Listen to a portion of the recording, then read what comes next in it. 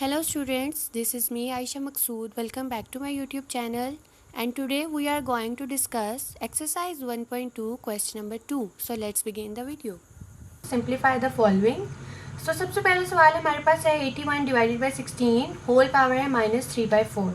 अब हमने इनको सिंप्लीफाई करना है. सिंप्लीफाई करने के लिए हमारे पास इसमें पॉजिटिव नंबर्स होना ज़रूरी है.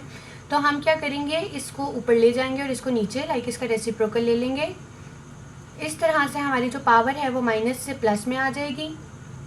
ठीक है. अब यहाँ पे हम 16 का अगर एलसीएम लें तो 2 8 ज़ा 16, 2 4 ज़ा 8, 2 2 ज़ा 4 और 2 1 ज़ा 2. सो यहाँ पे 1 2 3 4, यहाँ पे 2 की पावर फन बन गई 4. इसी तरह हम 81 का एलसीएम लेते हैं.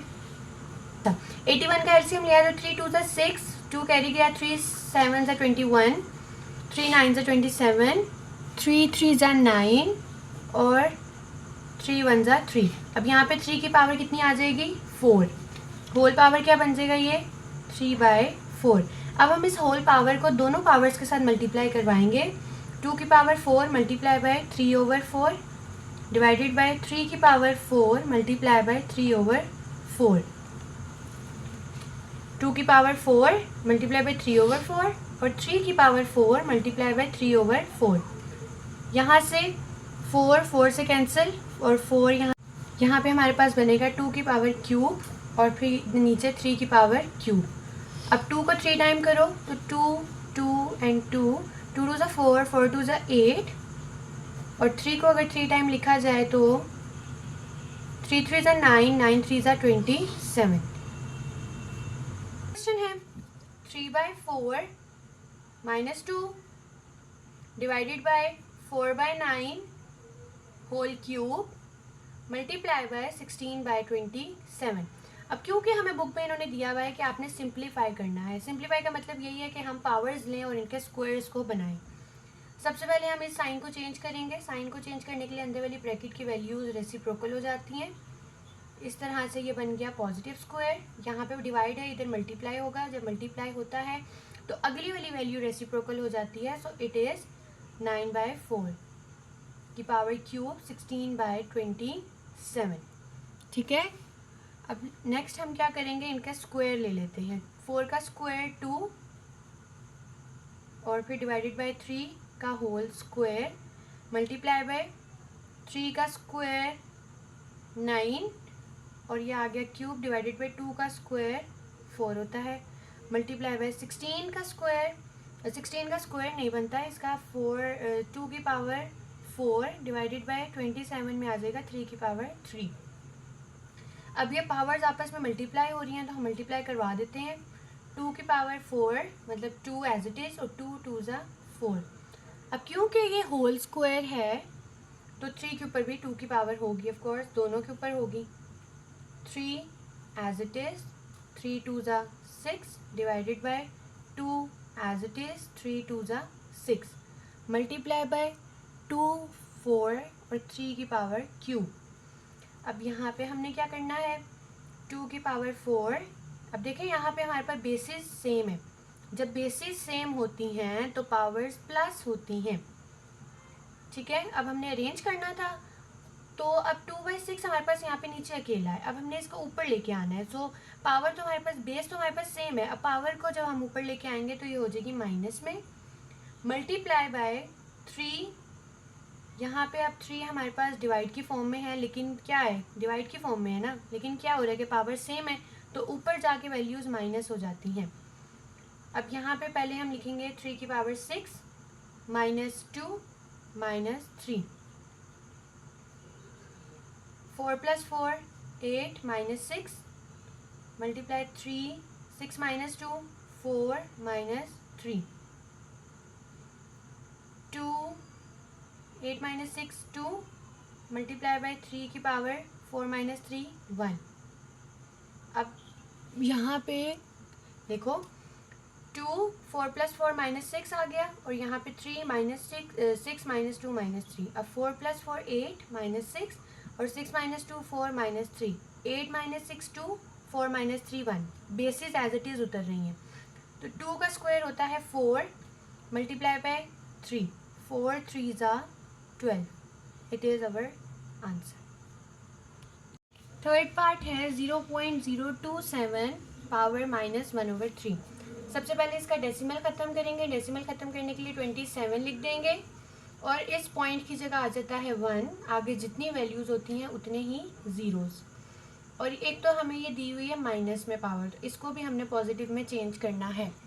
अब पॉजिटिव में चेंज करने के लिए क्या करेंगे कि इसको ऊपर ले जाएंगे और 27 को नीचे, होल क्यूब, मतलब हमारे पास अब माइनस की जगह यहाँ पे आ जाएगा प्लस। तो 1000 की फैक्टराइजेशन कर लेते हैं। 1000 की फैक्टराइजेशन कैसे होगी? 1000 है 10 से, 10 1 ज़ा 10, 0, और फिर 10 10 ज़ा 100, और फिर 10 1 ज़ा 10। सो यहाँ पे आ जाएगा 10 का क्यूब डिवाइडेड बाय 27 का क्यूब हमें पता है कि 3 होता है। अब होल क्यूब यहाँ पे बन रहा है 1/3 का। यहाँ पे अब सिंपल 10, मतलब अब हम दोनों वैल्यूज़ के साथ पावर्स को मल्टीप्लाई करवा देंगे, ठीक है। 10 का क्यूब मल्टीप्लाई बाय 1/3, 3 का क्यूब मल्टीप्लाई बाय 1/3। ये क्यूब इससे कैंसिल, ये 3 इससे cancel, 10/3 answer. So let's start our next question, part number 4 of question number 2। इसके अंदर हमारे पास सबसे पहले इन्होंने √7 बाहर ही दे दिया है, ठीक है, और हमने अंदर वाली वैल्यूज़ के साथ अंडर रूट को सॉल्व करना है। उससे पहले हम लोग एक चीज़ को बहुत अच्छे से समझ लेते हैं कि यूँ तो हमारे पास अंडर रूट की वैल्यू होती है 1/2। अगर हमारे पास अंडर रूट के ऊपर कोई साइन ना दिया हुआ हो तो फिर हम 1/2 की पावर बनाकर सारी वैल्यूज़ के साथ पावर्स को सॉल्व करते हैं। लेकिन जिस तरह हमारे पास क्वेश्चन में √7 दिया हुआ है तो हम पावर्स को 1/7 के साथ सॉल्व करेंगे। सो क्वेश्चन को शुरू करते हैं। सबसे पहले हम इस पावर को ख़त्म करते हैं और इस अंडर रूट को भी। तो हम क्या करेंगे कि 7 की power 14, y 21, z 35 divided by y 14 और z 7, होल पावर बन जाएगी 1/7। 1/7 लगाने का मकसद ये है कि हमारे पास अंडर रूट भी ख़त्म हो गया और 7 भी ख़त्म हो गया। इसी तरह जिस तरह हम प्रीवियस क्वेश्चंस करते आए हैं, हम सारी पावर्स के साथ 1/7 की पावर को मल्टीप्लाई करवाएंगे। 7x 14 multiply by 1/7, y 21 multiply by 1/7, z 35 multiply by 1/7 divided by y 14 multiply by 1/7 और z 7 मल्टीप्लाई बाय 1/7। अब हम कटिंग करते हैं पावर्स की। 7 1 ज़ा 7, 7 2 ज़ा 14, सो 2 1 ज़ा 2, x की पावर बन गई 2 मल्टीप्लाई बाय 7 1 ज़ा 7, 7 3 ज़ा 21, सो y की पावर क्या बनी 3 1 ज़ा 3, 7 1 ज़ा 7, 7 5 ज़ा 35, सो z की पावर क्या बन गई 5। इसी तरह 7 1 ज़ा 7, 7 2 ज़ा 14, सो y और 2 1 ज़ा 2, 7 1 ज़ा 7 और z की पावर बन गई 1। अब हम नीचे वाली पावर्स को ऊपर ले जाते हैं। Simple x square as it is, x square as it is, और y का क्यूब। अब देखो यहाँ पे डिवाइड की फॉर्म है और बेसिस सेम है तो पावर्स क्या होंगी माइनस, सो माइनस आ गया। यहाँ पे भी बेसिस सेम है और डिवाइड की फॉर्म में है तो पावर्स क्या होंगी माइनस। एक्स स्क्वायर 3 - 2 1, 1 लिखने की ज़रूरत नहीं है, और z 5 - 1 4, so this is our answer. Part number 5 of question number 2, 5.25 and +1, basically इस डॉट का मतलब मल्टीप्लाई होता है, -25 multiply by 5 2n divided by 5 2n + 3 -5 25 n plus 1। अब इसको सॉल्व करते हैं। Part number 5 of question number 2 is this. Okay, so 5 multiply bye, अब जहाँ जहाँ 25 है वहाँ वहाँ पे हम उसको फैक्टराइज कर लेंगे। सो 5 का स्क्वायर हमारे पास होता है 25, तो 25 की जगह आ जाएगा 5 square and plus 1 minus 5 square 5 2n divided by 5 multiply by 5 2n plus 3 minus 25 का square 5 square n plus 1। Second step हमारा क्या होगा यहाँ पे कि यहाँ पे आ गया 5। अब इस 2 को इन दोनों पावर्स के साथ मल्टीप्लाई करवा देंगे तो 2n प्लस 1 माइनस 5 का square multiply by 5 2n 5 2n plus 3 minus 5 2n plus 1। अब हमने यहाँ से पिछले क्वेश्चंस में भी हमने पढ़ा है कि जब हमारे पास बेसिस सेम हो और मल्टीप्लाई हो रहा हो तो पावर्स प्लस हो जाती हैं। अब यहाँ पे हमारे पास क्या बन जाएगा 5। अब देखो इन दोनों में मल्टीप्लाई हो रहा है, बेसिस सेम है तो इसके ऊपर पावर तो 1 की है, तो 2n प्लस 1 और इसकी पावर भी प्लस 1 साथ कर दी add minus 5 square multiply by 5। अब इन दोनों की भी पावर सेम है, सॉरी बेसिस सेम है और पावर डिफरेंट है तो होगा क्या प्लस 2n, ये हम कैंसिल कर देते हैं डिवाइडेड बाय इन दोनों में भी पावर सेम है, सॉरी बेसिस सेम है। बेसिस नीचे वाली बेस होती है, ऊपर वाली पावर होती है।